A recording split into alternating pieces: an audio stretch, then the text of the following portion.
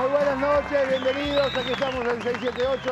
Estamos acá viviendo, empapados de historia argentina que nos está atravesando en estos momentos, en estos días, viendo cómo nos podemos reconstruir como pueblo soberano y con alegría. Y bueno, y qué bueno que estamos acá. Hoy nos visita el senador Aníbal Fernández. ¿Qué tal, Aníbal? Muchas gracias por estar acá. Y Víctor Heredia. Víctor Heredia, que además va de paso, te trajo la viola y va a cantar algo. Con todo gusto. Algo alusivo. Sí, no sé si es alusivo, No pero... importa. Digamos que sí. Pero creo que todo tiene que ver, ¿eh? Todo. Y sí. Aníbal, los guarismos. 207-32, estamos hablando de un número altísimo, con las abstenciones que, como se vio que el presidente pidió la autorización al cuerpo para que se permitiera abstenerse. Uno no puede hacerlo por su propia decisión, es el cuerpo que tiene que autorizar a abstenerse, con lo cual hay que inferir que está prácticamente casi todo, la totalidad de la Cámara de Diputados, y 207 votos, eso es una cantidad muy importante. Es una decisión trascendental de la presidenta de los argentinos que evidentemente la han comprendido, no solamente los hombres y mujeres que componemos nuestra fuerza política y que acompañamos a la presidenta desde el primer momento, sino la oposición, que se da cuenta que es una política de Estado, que es recuperar una parte del patrimonio que no tendría que haberse ido nunca, porque el mundo, nadie se desprende de sus empresas de petróleo, pero aquel neoliberalismo que todos conocimos, que se entendía que esto en el Estado no tendría que estar, que las empresas tenían que estar en manos de los privados, que nos iba a ir bárbaro, que la rentabilidad acompañada o apareada con la empresa del Estado nos iba a dar el autoabastecimiento, que todo fracasó en manos de empresas que vinieron a depredarla, a hacerlas pedazos. Entonces, en ese marco, una vez hay que tomar la decisión. Cuando se toma la decisión, se llevan a la práctica este tipo de acciones, como la que acabamos de ver, que completa las medias sanción que ya tenía de senadores, con lo cual, si Dios quiere, la señora presidenta estará en estos días promulgando horario y publicando en la boletín oficial, y comenzaremos una nueva etapa de la recuperación del patrimonio nacional. Perfecto, Víctor. Me parece maravilloso, sinceramente, porque siento que este es uno de los pasos hacia la unidad que pedía la presidenta en Vélez Sarsfield.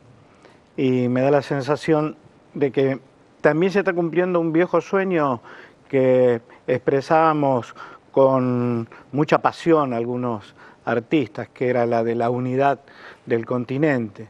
Hay muchos países que empiezan a reestructurar estas empresas y que empiezan a formar parte de los estados como corresponde, porque lo energético tiene un profundo valor y ningún país se puede dar el lujo de perderlo.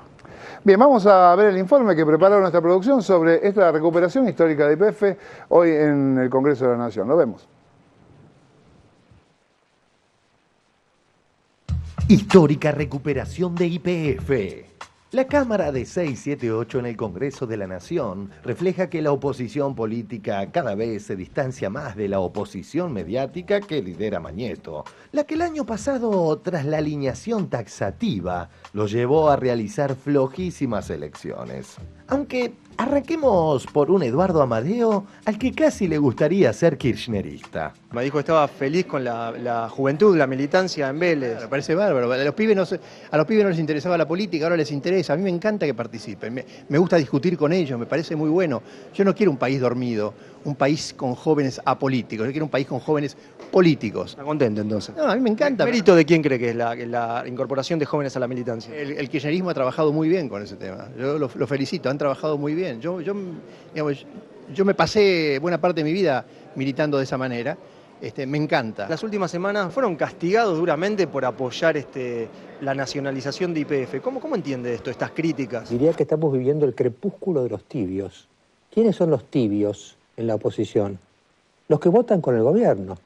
Cuando su rol, lo que se espera de ellos, es que se opongan. Parece que no se puede poner, mire, si alguien quiere discutirle al gobierno, el ámbito es en diputados, en senadores, en las legislaturas nacionales, provinciales. El ámbito es la política. Yo los veía a algunos periodistas diciendo, no, pero entonces no hay oposición, ustedes no sé qué es lo que quieren que hagamos. ¿No temen quedar entre cándidos y cómplices. ¿No les importa el modo, el cómo, la forma? Nosotros tenemos principalmente en la forma. ¿Por qué no votan en contra democráticas? Absolutamente. ¿Y por qué no votan en contra? Yo le preguntaba a un periodista, ¿y ustedes qué es lo que quieren entonces que hagamos? ¿Que salgamos a matar? ¿Que pidamos que salgan los tanques? ¿Que le tiremos con una cosa? No sé, eso es un discurso perimido. Bueno, Grondona quizás quiere que salgan los tanques. Bueno, no sé, no me consta y obviamente que no, espero que no sea así. ¿Cómo recibió las duras críticas hacia el radicalismo? Lo que creo es que no son muy honestas algunas, intelectualmente digo. ¿Por qué no? Porque pretenden atribuir a razones que tienen que ver con la opinión pública el voto de nuestro partido. Nosotros tenemos que acompañar lo que creamos que le hace bien al país. A mí personalmente me parece muy infantil. A ver, no soy el único que lo piensa medio país, Ricardo. Decir, sí, pero la gente los ve como... piensa medio país, sí, no tanto. Como blandos, digamos, ¿no? Y eso revela o bien que no tienen la menor idea de lo que es la historia de la Unión Cívica Radical, o de alguien que quiere desacreditar nuestra idea y nuestro partido para allanar el camino a otros para el 2015, ¿no? Nosotros en ese sentido tenemos que ser coherentes con nuestra historia y los medios...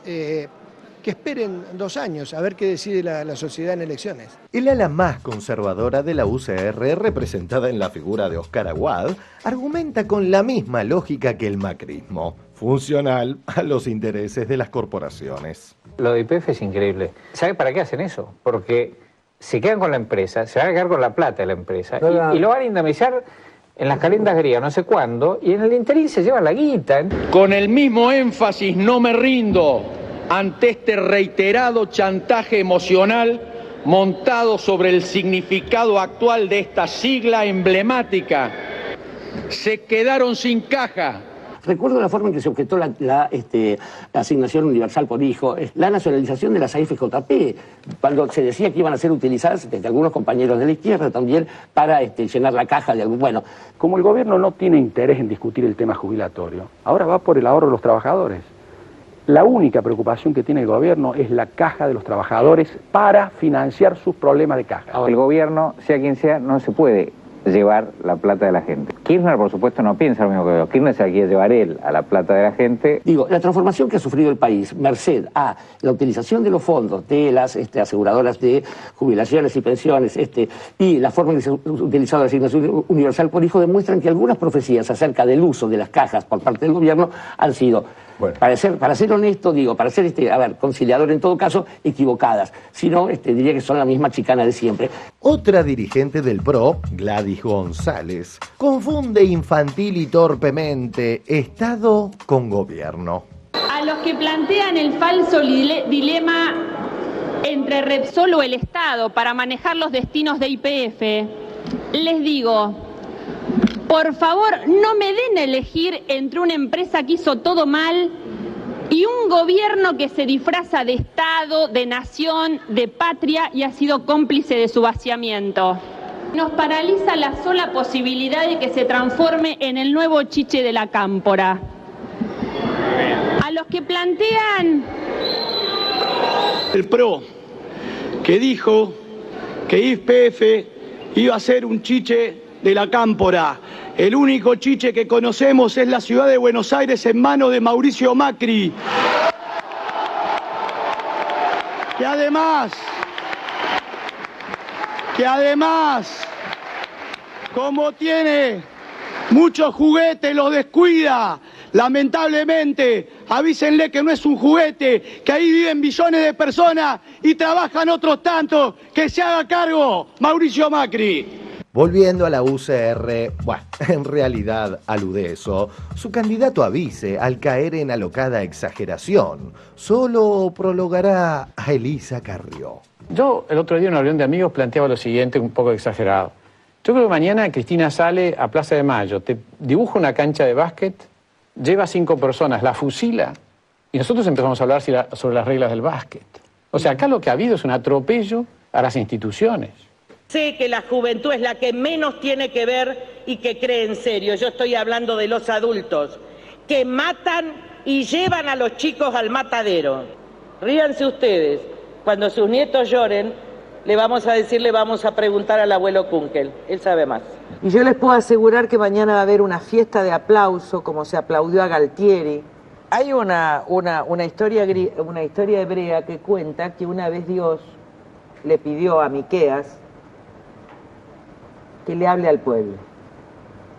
Y yo quiero hablarle al pueblo de la nación. ¿Y saben lo que le dijo Yahvé a Miqueas?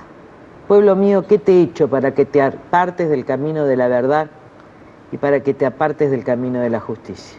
De Carrión, vayamos a su sucesora, Walger. El domingo a la mañana la escuché a Silvina Walger por la radio La Red, creo, en una entrevista que le hacían. Analizaba lo que es el ajuste y la situación realmente desgarradora socialmente que se está viviendo en Europa, producto de todas las políticas neoliberales que están aplicando a rajatabla, como los vivimos nosotros acá en el 2001, diciendo que lo peor no era esto, porque estaba pasando esto y después iban a venir los populismos como lo que nosotros estamos viviendo. ¿Vos te imaginás esto? No podías creer lo que esta mujer estaba diciendo. Vos decís, no, esto no es lo grave. Lo grave es que después va a venir gente que va a reparar o intentar reparar estas atrocidades con populismo. Con esta política de austeridad, lo único que vamos a sacar es el populismo. Europa se va a convertir, él va a salir el primer líder populista que prometa cosas y todos se van a ir con él. Y esto es lo que pasó en la Argentina. Nos apretaron y mirá cómo estamos hoy, ¿eh? El primero que viene que te hace un mimo en la cabeza te vas atrás. Y en tren de decir cualquier cosa, volvamos a Pinedo. Ya tomaron YPF, por decreto, como digo, sin la justicia. Después, bueno, otro día pueden tomar otra cosa y otro día otra. Y un día le tomarán la casa al oyente que está oyendo y dirá, bueno, qué lástima que no me quejé antes. Pero cuando dice eso, Y que los veo desbocados. Siempre desde Rivadavia o antes de Rivadavia para aquí, hubo quienes son voceros del imperio. Te digo sinceramente, Antonio, si Brufau tuviera una banca acá no haría falta. Brufau, el presidente de la Repsol española, tuviera una banca no haría falta, porque está la bancada del PRO para hablar en nombre de Repsol. Vayamos ahora sí a discursos más sustanciosos. Es momento de elegir si el límite del crecimiento nos lo ponen los de afuera o solamente depende de la capacidad, del trabajo, del esfuerzo y del coraje de cada uno de los argentinos. Es momento de decidir si enlazamos a la Argentina con la Europa prepotente, desafiante y colonizante, o la enlazamos con Latinoamérica, con la nuestra, que tiene el mismo color de piel que nosotros, que tiene las mismas ilusiones, que tiene la misma esperanza. Venimos porque estamos absolutamente convencidos que para que el país crezca y se desarrolle, necesitamos una empresa petrolera propiedad del Estado Nacional. Una solidaridad, un reconocimiento al hermano pueblo español que del mismo modo que nosotros en los 90 hoy está protestando por las mismas políticas neoliberales que también a ellos les dejan un universo de desesperanza y desocupación, porque Repsol no es España. España son los indignados, son los jóvenes, son los que levantan la voz contra las políticas de la derecha franquista, que tienen en Rajoy no un gobernante para resolver sus problemas, sino que tienen en Rajoy a un gerente de los intereses de esta empresa multinacional que es una depredadora de nuestros recursos naturales. Nosotros creemos que vamos a lograr tener para nuestro país una verdadera política de hidrocarburos. Este día es un día histórico, como lo fue también el debate en el Senado, y es también un homenaje profundo a los hombres y mujeres, a los jóvenes que lucharon y resistieron ese modelo neoliberal que tanto daño ha hecho a nuestra patria. Hoy es un día histórico porque recuperamos YPF. Pero hay algo aún más importante, y es que hoy la política le ganó a las presiones de las corporaciones mediáticas y económicas.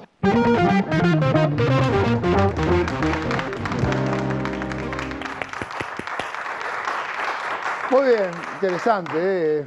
Me quedaría apasionante. Me quedaría viendo toda la noche. A mí me gustó la cancha de básquet que tiene González Fraga, donde se fusila González gente. Fraga quebró una fábrica de dulce y leche. No hablemos más de González Fraga.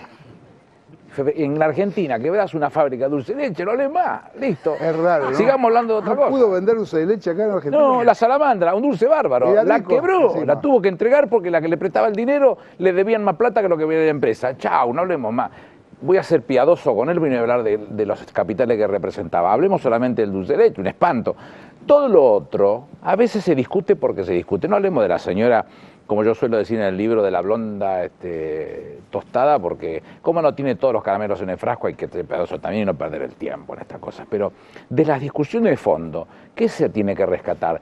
Y un partido centenario como el radicalismo, que ha tenido en eso políticas coherentes, puede gustarte o no puede gustarte. A mí me costaba, yo no tengo por qué meterme, a mí me costaba que tuviera una reacción de otra característica que no sea la que tiene. Y yo me animé a decir en el recinto, cuando me tocó debatir a mí, que el pueblo no se va a sentir agraviado porque las fuerzas radicales hayan actuado de esta manera. Por el contrario, van a reconocer coherencia. Hay una discusión de fondo en esto. Y que la izquierda, que ha tenido posiciones muy contundentes al respecto, con carnadura, con situaciones claras, no temieron también a levantar la mano o poner el dedito para votar, porque están discutiendo sobre algo que nos pertenece a todos, trasciende los gobiernos. La discusión entonces es otra. Si uno presta atención a dónde nos metimos, cuando se vende una empresa que no tendría que haberse hecho nunca en ningún lugar del mundo, se hizo de esa manera. La macara ya está hecha. En el año previo al 92 se hacen el primer decreto, que es el que ya define claramente que todos los yacimientos les pertenecen a las provincias. Después sale la ley 21.145 que ratifica esta posición, y esa posición después la absorbe la propia reforma de la Constitución del 94, en el artículo 124 infine, que dice que los yacimientos le pertenecen a las provincias. Por esa razón las provincias aportan a la empresa sus yacimientos, por lo cual cobran una regalía. No pueden ir a todas las provincias, solo a las que lo tengan. Esa es una discusión que se ha dado. A partir de ese momento es cuando Néstor cuenta, en un libro que hizo con Torcuato Di Tella, que él cuando recibe como gobernador de la provincia los bonos por una parte de las reservas más liquidadas, de las regalías más liquidadas, compra acciones de YPF y sigue comprando acciones en la Bolsa de Nueva York hasta llegar casi al 4%. El objetivo era llegar al 5% para sentar un director. ¿Por qué? Y porque, decían esto, era tan fragmentada la situación interna que permitía que las provincias pudieran discutir de política. Ahora, cuando uno mira todo lo que esta gente hace a partir digamos del 95, que es cuando se hace la segunda modificación, la 24.474, en esa modificación se permite vender el último 20% que queda, y después la relación de oro, y ya se abre la puerta para la desnacionalización. Todos se desprenden, ahí se van todas las provincias de esta situación. ¿Qué es lo que encontramos? Una empresa que en vez de venir y aparearse con el Estado para que el Estado vaya hacia el autoabastecimiento y ellos sacar la rentabilidad que se merece, solamente se abocaron a este punto. Armaron un mix muy particular de destilación, solamente se dedicaron a las naftas de alto tanaje, a la JP1, que es para los aviones, o a las naftas premium, y nos dejaron a nosotros el presente griego de tener que comprar o importar el fuel, el gasoil para la producción agropecuaria, industrial, generación de energía. Era una situación rarísima, y si uno mira con toda claridad, el petróleo cae, la producción el 38.3%, el gas cae el 25.4%, las reservas de petróleo caen el 40.5% y las de gas caen el 47.1%. ¿Qué está pasando con esta empresa? Están vaciando, no tienen otra forma de explicarse. Si encima uno mira que en los últimos 4 años duplican el endeudamiento y además de eso las ventas crecen el 113%, y en este semejante marco se llevan, aparte de la inversión primaria de más de 13.000 millones de dólares, 8.813 millones de dividendos, entonces estamos con absolutamente claridad en presencia de una empresa que vino a afanarse una empresa para llevársela a su casa y que un día se iba a derrumbar porque no quedaban ni las columnas. Y llegamos en el momento oportuno, con el coraje de la presidenta y la decisión de la política argentina, que se puso los pantalones largos para tomar semejante decisión. ¿Sandra? Bueno, qué sé yo, tantas cosas. A veces estamos hablando mucho de los jóvenes y lo bien que hacemos, porque son actores fundamentales de este momento, pero los que no somos tan jóvenes y tampoco vivimos el 73, yo creo que nunca, por lo menos que yo recuerde, he vivido un momento tan de pertenencia tan intensa como ahora. Y de lo que estábamos viendo, lo que a mí más me conmueve y me esperanza es esta conclusión que también sacan fuerzas de la oposición, esta conclusión de que la verdadera pelea es de la política contra las corporaciones, porque a partir de ahí pueden pasar innumerables cosas, pero van a ser otras. También para ellos van a ser otras. Sí, claro. ¿Moco? Sí, la verdad que es muy emocionante. Lo primero que quiero decir es que estoy atravesado por la emoción y estoy pensando en algo que por ahí no lo puedo explicar bien, pero pensando en lo que pasó en los 90, pensando en cómo ha cambiado este país, cómo se ha transformado el clima, las ideas, los valores mayoritarios, masivos, es realmente digno de homenajear a aquellos que en los 90 tomaron banderas que en ese momento eran marginales, aquellos que supieron ponerse del lado malo, aparentemente, de la historia, que les decían, eso quedó en el pasado, te quedaste en el 45, te quedaste en la historia, perdiste el rumbo de la globalización, del mundo tal como es. Bueno, el mundo ya no es como era entonces, y lo que hoy es el pasado son ellos. Esos que dicen la caja del Estado, el Estado que se ve, ellos son el pasado, y sospecho que después de esto es un pasado que le va a costar mucho, mucho volver, y con esto no estoy hablando de un problema de partidos o coaliciones que ganen o pierdan elecciones, estoy hablando de un clima cultural que difícilmente tenga regreso en los tiempos previsibles. Pero no tiene revancha, ninguno de estos después vuelve atrás a contar lo que realmente pasó, porque son todos grandes presagiadores, aprendices de Orangel. Pero cuando pasan 2 o 3 años que uno tiene que mirar los resultados de lo dicho, alguno tendría que ponerse un poquito colorado, porque resulta ser que el tema de las AFJP era la caja. El fondo de la AFJP era 80.900 millones de pesos. ¿Cuánto es hoy? Más de 210.000 millones de pesos. ¿Qué te tengo que explicar? ¿Que te equivocaste? ¿Alguna vez díganlo, viejo? Alguna vez díganlo. La razón tiene que estar por otro lugar. Cuando se pensó en ese momento no era la caja eran los viejos, porque cuando el gobierno presenta la ley de movilidad jubilatoria, también tuvimos una posición cerrada, porque lo que decían es que lo que se buscaba era perjudicarlos a los viejos, pero no pararon de tener una ventaja todos los años, 2 ventajas todos los años, y a nosotros nos tranquiliza porque era una de las viejas discusiones de soluciones a quien le merecíamos darle las soluciones de la mejor manera, y no se encontraba la forma de decir, viejo, aflojemos con esto de oponerse por oponerse. Yo festejo que la política hoy se vista de fiesta para ver cómo las fuerzas nacionales y populares se encuentran en un lugar con objetivos comunes. Eso es maravilloso. Varón, Medele. Sí, coincido con el estado de ánimo de Moca, y pensaba que lo que Sandra dice de la juventud, que es el discurso y el movimiento cultural que ha atravesado estos últimos días y que dejó asentado Cristina en el acto de Vélez, pensaba, para quienes somos mayores, tenemos 2 alternativas. O seguimos siendo mayores y viejos, o nos dejamos fluir por los jóvenes. Y yo estoy en la fluidez de los jóvenes. Me siento que este estado de ánimo colectivo que parte de abajo, me llega un momento en una edad que podía estar asentado y anquilosado en mis propias culturas anteriores. Y hay 2 cosas que quiero decir además, o 3, pero rápidas. Hablamos del Banco Central, algo que es abstracto, que está lejos del conocimiento de la plebe, como dirían los burgueses atravesados de ira. Hablamos también de las AFJP, de aquel asunto financiero que de pronto se recuperaba. Y ahora estamos hablando de los recursos de hidrocarburos, de las economías mundiales, de la expoliación, de las acciones. ¿Ustedes se dan cuenta qué significa cultural y políticamente eso, que la gente esté hablando de eso? Esto creo que es el valor que tiene lo que hoy hemos visto ahí. Y además hay una cosa que a mí siempre me preocupó. Uno se da cuenta del momento histórico que vive, porque una vez me contaron que en la época del cristianismo, tal vez los que iban a ser cristianos no se daban cuenta que estaban siendo atravesados por una cultura religiosa que iba a durar 2000 años. Nos damos cuenta que estamos en un momento histórico. Ay, olor. ¿Puedo meter la cuchara con el Banco Central? Porque voy a recién debatirlo a Pinedo con unas ganas bárbaras de mostrarnos lo mal que hacemos las cosas. El Banco Central en la Argentina nace por un antojo de los ingleses, es un fruto, un subproducto del pacto Roca-Runciman. No solamente le exigían a Argentina que las carnes salieran por el 93% por los frigoríficos británicos, sino que además tenían que armarlo.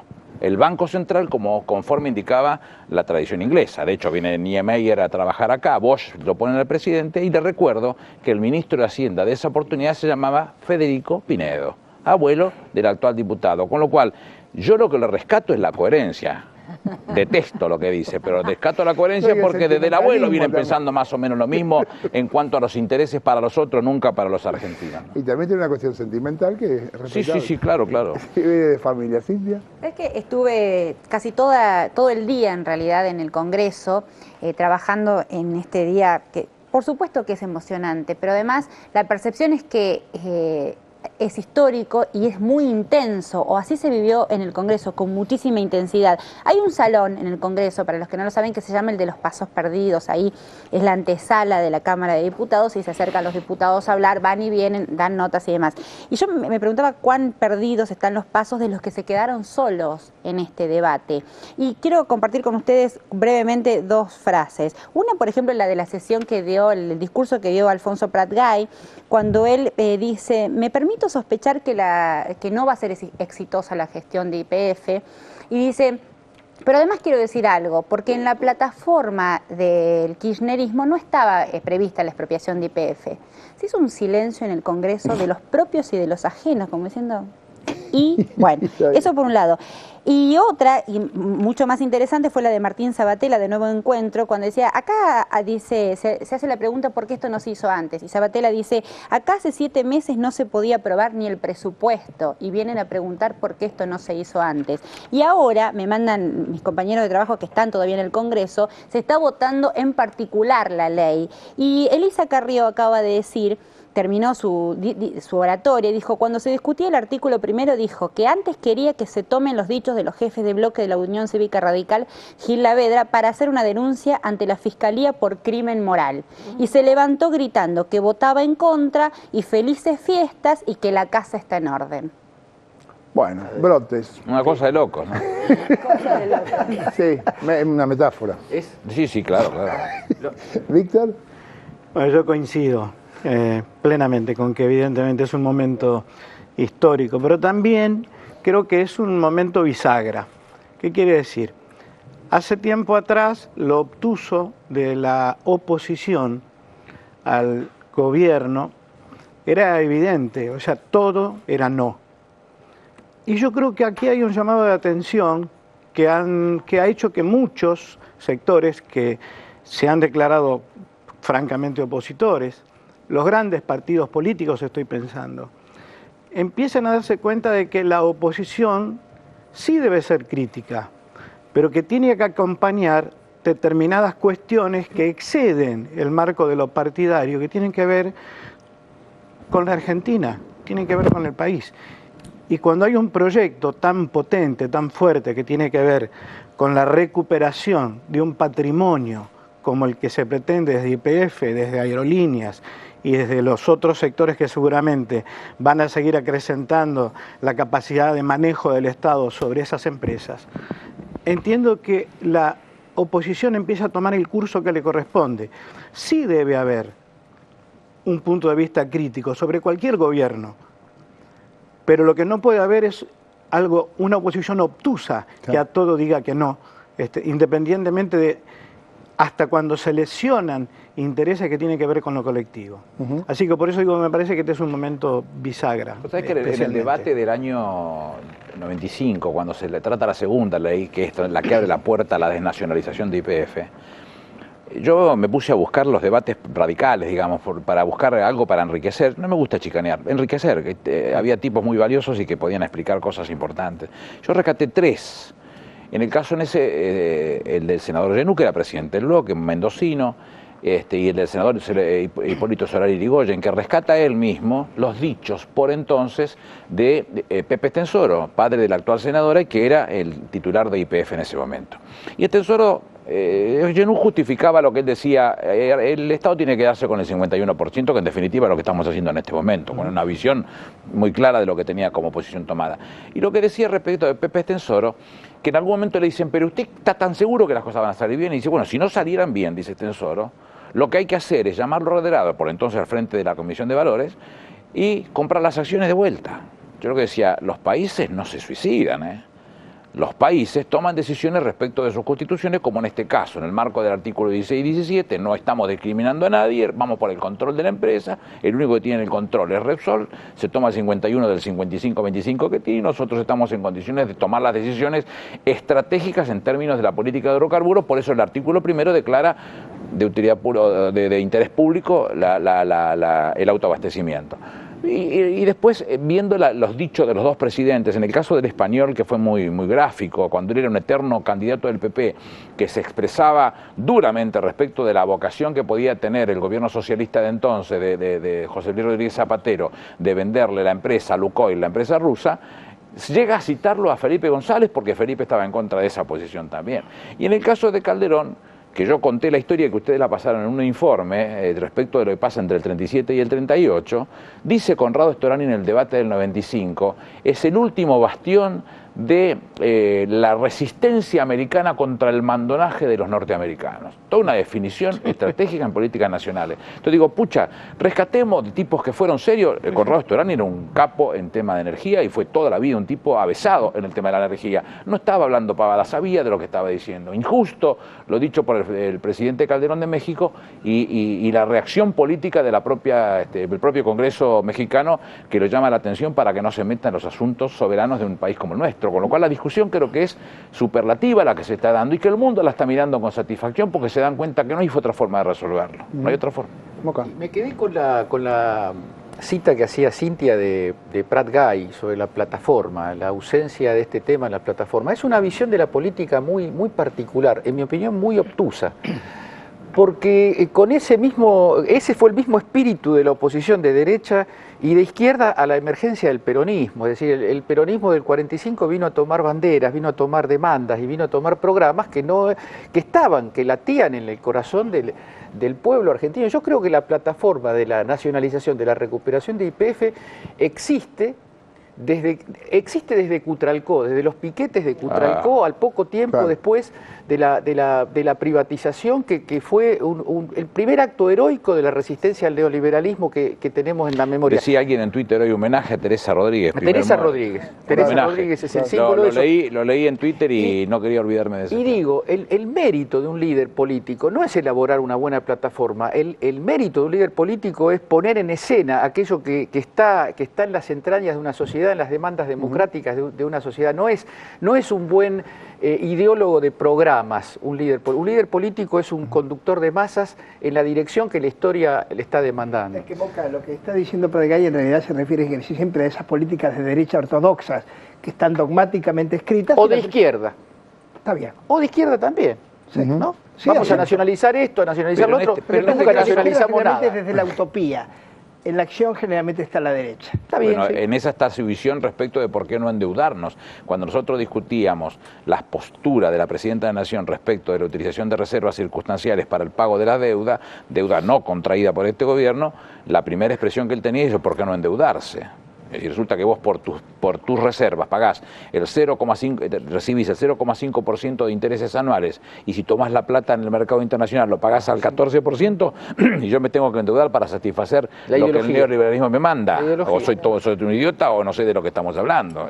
Los niveles están más o menos en la misma situación y llega el momento en como no hay convertibilidad, que no tenemos necesidad de estar discutiendo, ya es la discusión del que dimos con el Banco Central, de mantener el mismo nivel de reservas que la base monetaria. Ya es una educación sin sentido. Sí, en el sentido de lo que decía Edgardo de los trabajadores, también hablé con Recalde ahí en el Salón de los Pasos Perdidos previo a su discurso y le hice la pregunta sobre el impacto de YPF en el sector obrero y me pareció interesante lo que dijo, sobre todo en el contexto de Recalde y su representación ante la CGT. Y entonces él decía, bueno, que una de las cosas más valiosas, uno de los pilares de esta recuperación YPF también es el reconocimiento a la clase trabajadora, a los obreros que quedaron desguazados y abandonados por la privatización de YPF. Y sobre Cristina, cuando le hago la pregunta, bueno, ¿qué mirada tiene sobre la presidenta con esta medida? Él responde una frase linda que dice, avanti morocha. Aguante Recalde.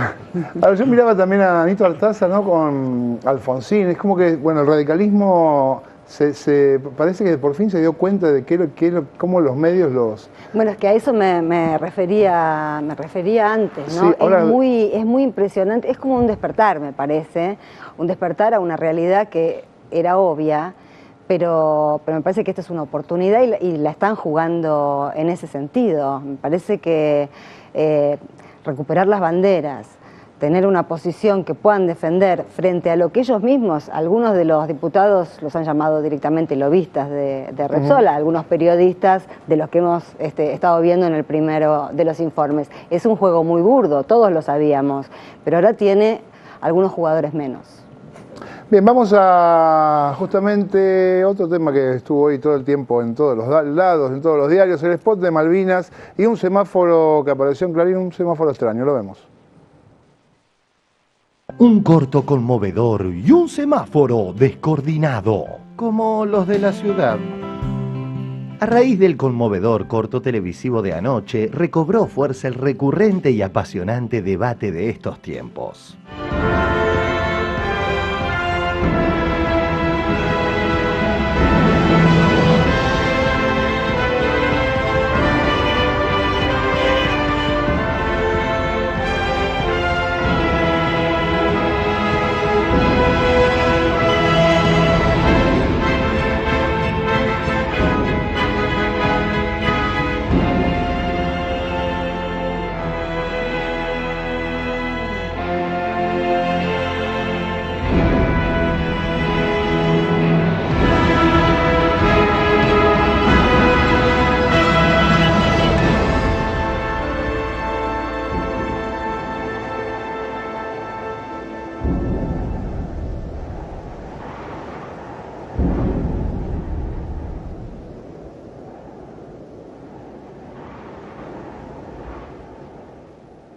Yo lo pongo después en el contexto de lo conducente. Esto no sirve para nada. Son elementos tribuneros. Sirve para nosotros. Es 1 minuto y medio que a mí me pone la piel de gallina, Mauro. Pero ¿por qué? A ver. Está demostrando que la Argentina no se rinde ante la decisión del gobierno inglés de ni siquiera dialogar y de quedarse con las Malvinas. Twitter de Martín Caparrós. La mezcla patriotera de deporte y guerra es de las peores basuras populistas del siglo XX. Pregúntenle al Adolf.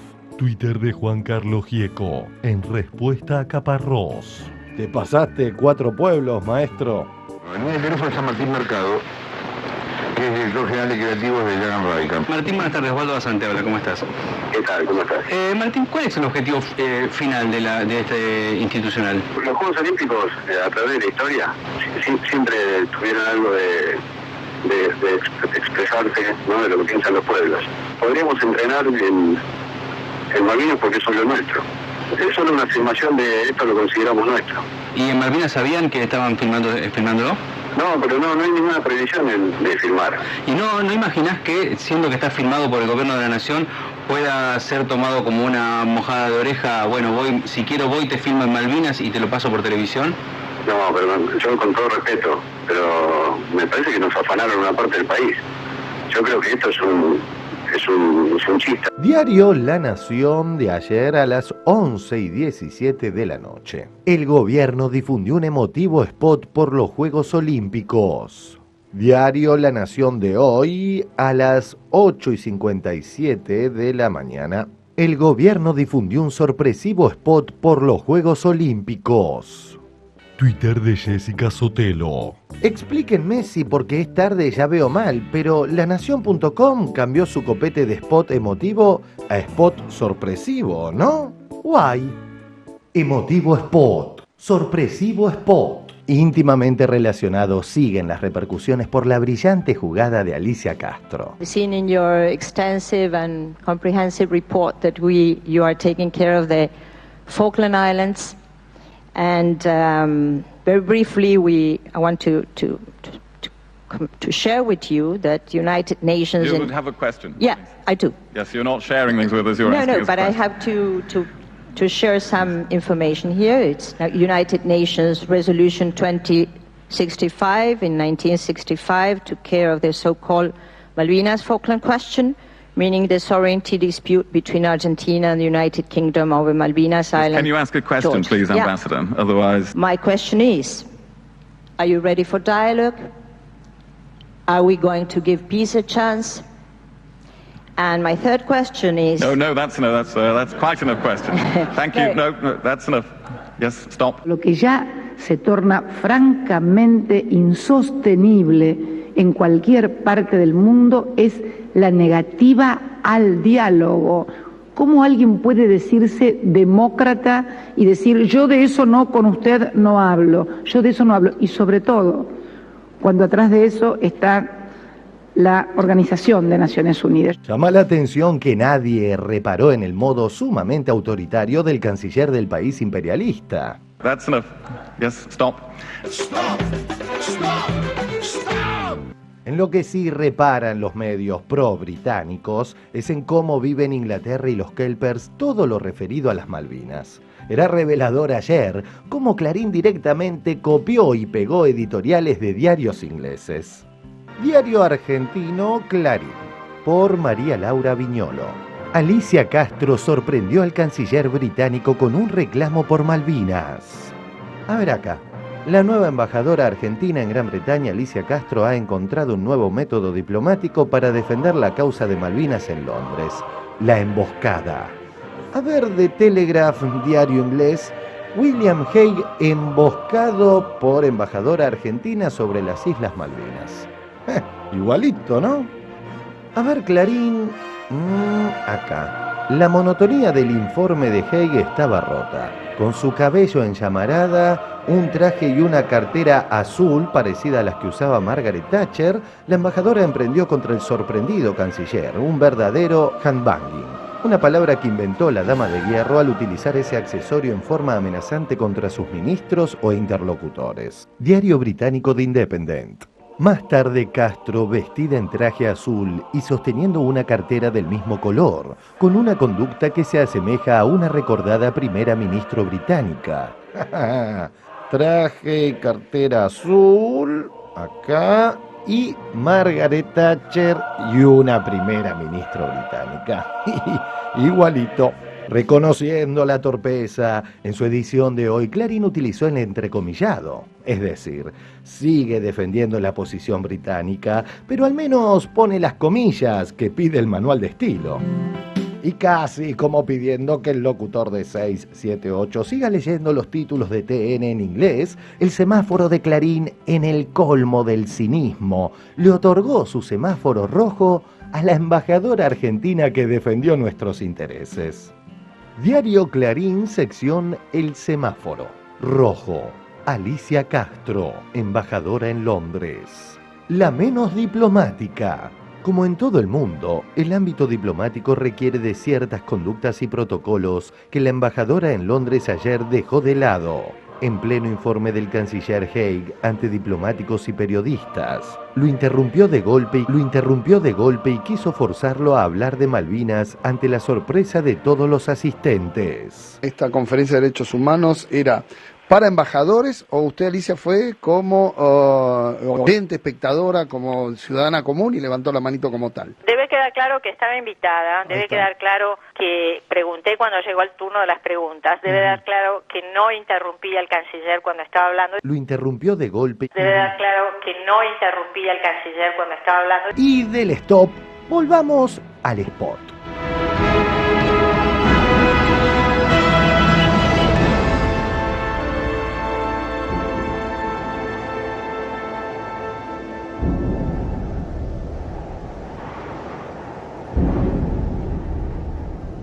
Florcita Echeves, cada día más incómoda con la mala onda de Marito Mactas, estaría estudiando seguir los pasos de Juancito Micheli y Gus Silvestre. Para competir en suelo inglés entrenamos en suelo argentino. Ponen la piel de gallina. Bueno, el spot como spot definitivamente está bueno. Sí, está muy bueno. La música, la filmación. La realización, las imágenes, la fotografía. Una respuesta en la página oficial de las Islas Malvinas. Estaban enojados, no les gustó, pero bueno, nadie pretendía que les gustara tampoco, ¿no? Era obvio que se... Bueno, el comercial es muy lindo, sí. La verdad pone la piel de gallina. Bueno, Marquitos, vuelve a lucirte. Kelpers, Argentina threatens. Dixol, Falklands legislators said to TN that they are a country made of 3,000 people who want to decide their future. Timmermans remembered that HONU doesn't admit them in the negotiations of sovereignty.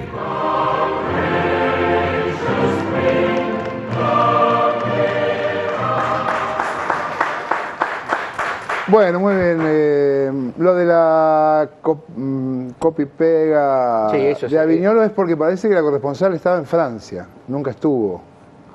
Eso explicaba la embajadora Alicia Castro, con lo cual, o sea, cubrió con los diarios ingleses.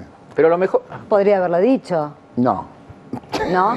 Pero la mejor manera de servir un interés es copiar directamente de lo que escribe los diarios, de los intereses que uno quiere defender.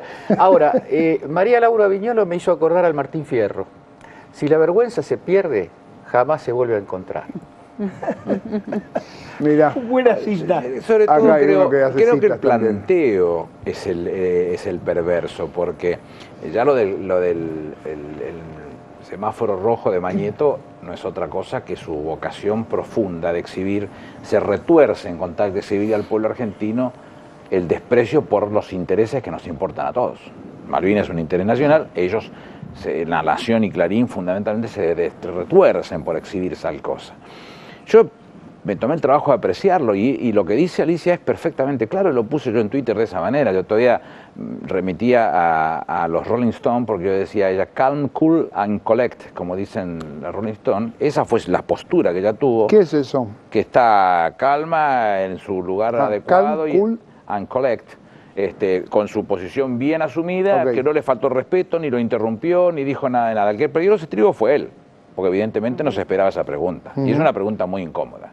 Sí. Evidentemente porque no saben explicarla ni la van a poder explicar nunca hasta que se sienten. Con lo cual, a mí me pareció que era para reconocerlo, para resaltarlo, que un embajador argentino, hago mi reconocimiento a los embajadores políticos y a los embajadores de carrera que se toman en serio su función. Hay otros que tienen el síndrome de Estocolmo, llegan y ya lo tienen, entonces en vez de defender los intereses de tu patria, defienden los intereses de donde están por la duda, porque tienen que convivir todos los días con ellos. Y esta es una discusión fulería.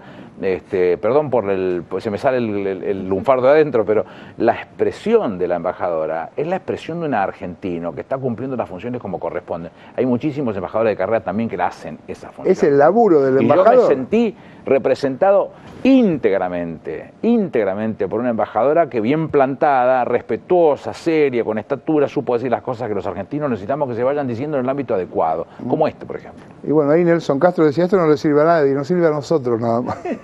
Bueno, claro, ¿quiénes somos nosotros? A mí me gustaría saber quiénes son nosotros. Claro, él y quién más. Nosotros no somos nosotros, ¿eh? No. Pobre de ellos, el problema es que ellos no éramos nosotros. Me gustó la cita de Martín Fierro, repetila si la aprendo de memoria. Después se puede consultar en Martín Fierro. La hago corta. El que pierde, ¿cómo era? Si la vergüenza se pierde, jamás se vuelve a encontrar. Es verdad. Ledia. Bueno, yo se lo trasladaría a algunos argentinos que pareciera ser que son más ingleses que los propios ingleses. De verdad, han perdido la vergüenza. A mí me preocupa seriamente que gente valiosa, es decir, yo admiro mucho como escritor Martín Caparrós. Pero yo le encontré dos cuestiones. Una, en un libro, Los 5 soles de México, Carlos Fuentes dice que Martín Caparrós le dijo que ellos tienen historia porque tienen historia, nosotros no la tenemos porque bajamos de los barcos. Error. Nosotros no tenemos historia porque fue enterrada, porque se mintió sobre lo que significó la conquista y la colonización española en el territorio americano.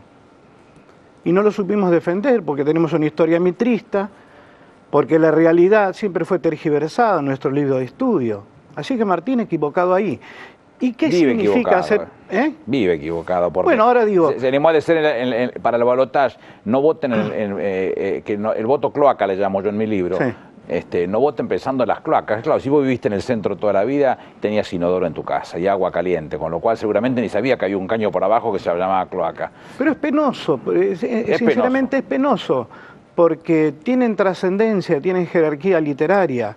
Entonces que un tipo me diga que ese spot es patriotero. A ver, ¿qué es patriotero? Reclamar un lugar que en 1823 fue usurpado por los ingleses y es nuestro. Eso es patriotero. O sea, poner un pie, o sea, el significado del spot es maravilloso, porque es nuestro. Los que nos mojaron la oreja son ellos, Lo echaron a Luis Bernet en 1823 y las Islas Malvinas, las que había colonizado en principio un francés, pasaron a ser nuestras en 1810 con la Revolución de Mayo. En 1810 las Islas Malvinas eran patrimonio, hasta 1816 eran patrimonio español. Claro. Bueno, entonces yo digo, es penoso. Yo tengo que discutir con un inglés, con algún amigo inglés, lo voy a hacer con gusto. Pero muy a disgusto tener que hablar con un argentino sobre un derecho que nos asiste porque las Islas Malvinas son argentinas. Y aparte, bueno, cuando uno ya pone a Hitler, ya necesita poner Hitler, Mussolini o lo que sea en un argumento, quiere decir que no tenés argumento, me parece eso. Pero bueno, vamos a un corte y ya volvemos con más 678. Y aquí estamos con más 678 escuchando a Víctor Heredia y lo vamos a escuchar en vivo dentro de un rato. Nos quedaban algunas cosas para decir. Una línea sobre lo de Malvinas. Una línea, parece. Muy cortitos. Lo de Malvinas es que me parece que aquellos que critican, que se atreven a criticar a la embajadora Alicia Castro y lo que pasó con el canciller británico, tienen que hacerse una pregunta. Tienen que enfrentarse a ellos mismos y preguntarse si ellos creen que las Malvinas son argentinas. Tienen la obligación de hacerse esa pregunta. Hablaba con un periodista de La Nación, que no voy a dar el nombre para protegerlo, y me dice, ¿sabes qué pasa? Me dice, me parece que hay que desmalvinizar. Digo, ¿cómo que hay que desmalvinizar? Sí, hay que desmalvinizar. Digo, ¿vos no querés decir desmilitarizar el tema Malvinas? No, hay que desmalvinizar. Plataforma 2012. Eso se dice desde el 83 en adelante, fue la consigna de la derecha en Argentina, desmalvinizar, sacar la idea patriótica bajo la excusa de criticar la guerra, es decir, meten una cosa dentro de la otra. Y sobre eso esa política de desmalvinización, yo creo que tuvo una gran responsabilidad en los 1.300 suicidios que hubo.